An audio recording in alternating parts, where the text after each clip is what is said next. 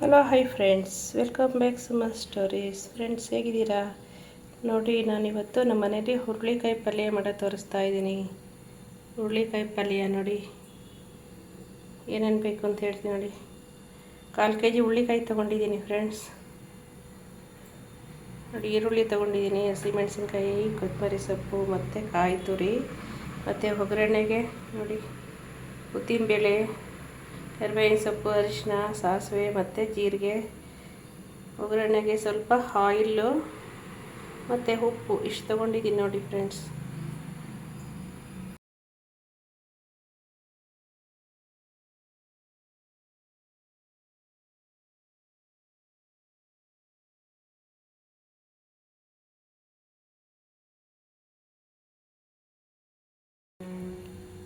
ನೋಡಿ ಫ್ರೆಂಡ್ಸ್, ಪಾತ್ರೆ ಕಾಯ್ದಿದೆ. ಇದಕ್ಕೆ ನಾನು ಇವಾಗ ಎಲ್ಲ ಒಗ್ಗರಣೆ ಹಾಕ್ತೀನಿ. ನೋಡಿ,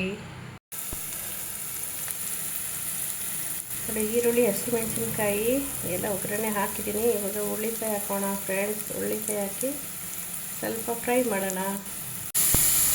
ನೋಡಿ, ಹುರುಳಿಕಾಯಿ ಎಲ್ಲ ಹಾಕಿಬಿಟ್ಟು ಒಗ್ಗರಣೆ ಮಾಡ್ತಾಯಿದ್ದೀನಿ. ಸ್ವಲ್ಪ ಎಲ್ಲ ಬೇಯ್ಕೊಳ್ಳಿ ಹುರುಳಿಕಾಯಿ ಎಲ್ಲ, ಈರುಳ್ಳಿ ಎಲ್ಲ.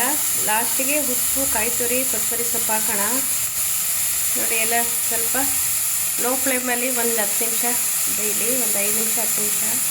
ನೋಡಿ, ಇವಾಗ ಹುರುಳಿಕಾಯಿ ಎಲ್ಲ ಚೆನ್ನಾಗಿ ಬೆಂದಿದೆ. ಇವಾಗ ಇದಕ್ಕೆ ಉಪ್ಪು ಮತ್ತು ಕಾಯಿ ತುರಿ ಸೇರಿಸೋಣ.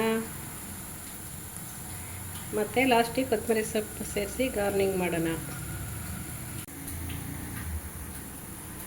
ನೋಡಿ, ಉಪ್ಪು ಮತ್ತು ಕಾಯಿ ತುರಿ, ಕೊತ್ತಂಬರಿ ಸೊಪ್ಪು ಹಾಕಿದ್ದೀನಿ. ಇವಾಗ ಎಲ್ಲ ಸ್ವಲ್ಪ ಮಿಕ್ಸ್ ಮಾಡೋಣ.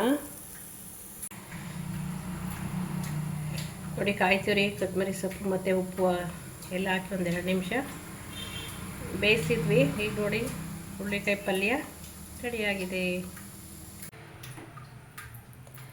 ನೋಡಿ, ಹುರುಳಿಕಾಯಿ ಪಲ್ಯ ರೆಡಿಯಾಗಿದೆ.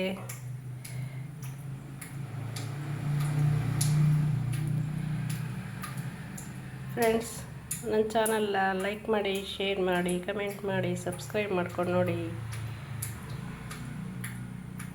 Thank you, bye. See you all next ವಿಡಿಯೋದಲ್ಲಿ.